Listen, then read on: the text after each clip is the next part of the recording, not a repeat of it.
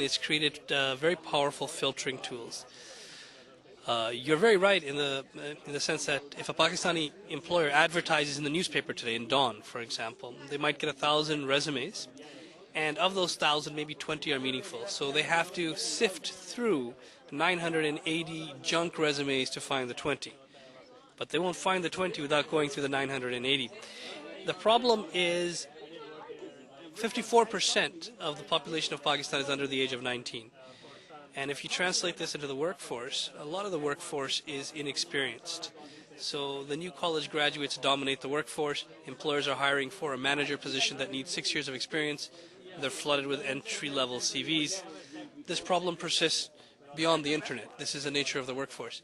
What our job site allows them to do is apply keywords and filters. They can say, only show me CVs with 6 years of experience or more, based in Lahore, and actually specify keywords and industries, and automatically the website will filter the CV so they won't have to look at the 980, it will just show them the 20.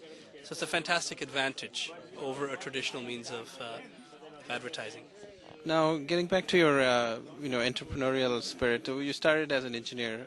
What did you always have the desire to become an independent business owner, or take risks and become a business entrepreneur, or was it some incident that took you this direction? I think there are a couple of incidents. So when I was working at Intel, I was one of the youngest members of the microprocessor team at that time. I was working alongside with legends that I would read about in my textbooks in engineering school. Just amazing individuals.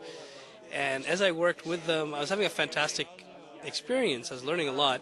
And I saw these brilliant individuals, the smartest people on the planet, as far as I was concerned. And I saw them working at Intel for 10, 25, 30 years. And what struck me was they had so much potential to stretch beyond what they were doing, but their technical focus and the excitement of being at a company like Intel was keeping them there. And I wanted to make sure that I could grow beyond what I was doing. And so I took the plunge of leaving Intel at a time when things were going very, very well for me. And it was a very tough decision. But once I did it, I felt emancipated in many ways. You become very free. And very soon thereafter, I started a consulting company of my own, again leaving the employment world, and my own livelihood became a function of my own efforts. It's a very, very scary feeling, but once things go well, you get tremendous confidence in yourself to be entrepreneurial. And I think after that point, I never looked back. And it gives you the courage to do some very crazy things, but the adrenaline rush and the ability to make a difference is something that is very compelling for me. Now, some people say, okay, those were big risks you took, and would you take the same risks now where you are now, or was there, what I'm asking is this a nature that you have, that you like to take risk, or is planning a necessary part of it, which you also did along the way? There was a lot of planning, but at some point you have to walk off the cliff and believe that you won't fall. And I think that's something that's conditioned. There's some aspect of human nature there as well. I don't think entrepreneurship is for everybody. You have to be a little bit crazy, a little bit unstable, to be entrepreneurial, but I certainly believe the majority of us can harness those kind of traits and characteristics.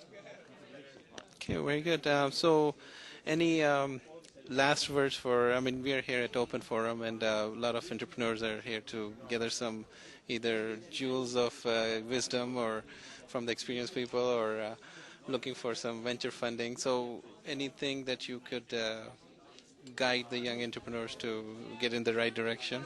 Sure, I think I have two things to say, and they're linked.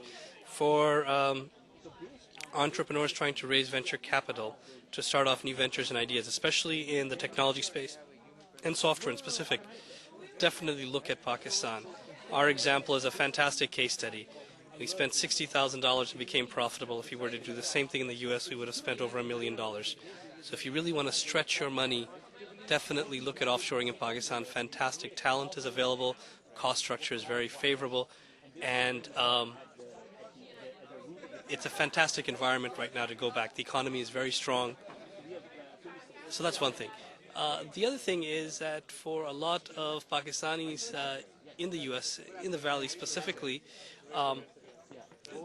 they're doing very well here. It's just so great to see all of the wonderful work being done here in major organizations and companies in the startup world.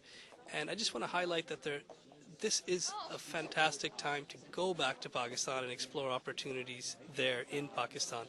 Really, really good things are happening.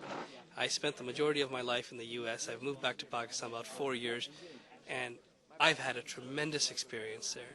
So I think anybody interested in exploring moving back, this is the time. And we need you. We need you. Thank you, Monis, very much. Nice to talk to you. Talk to you.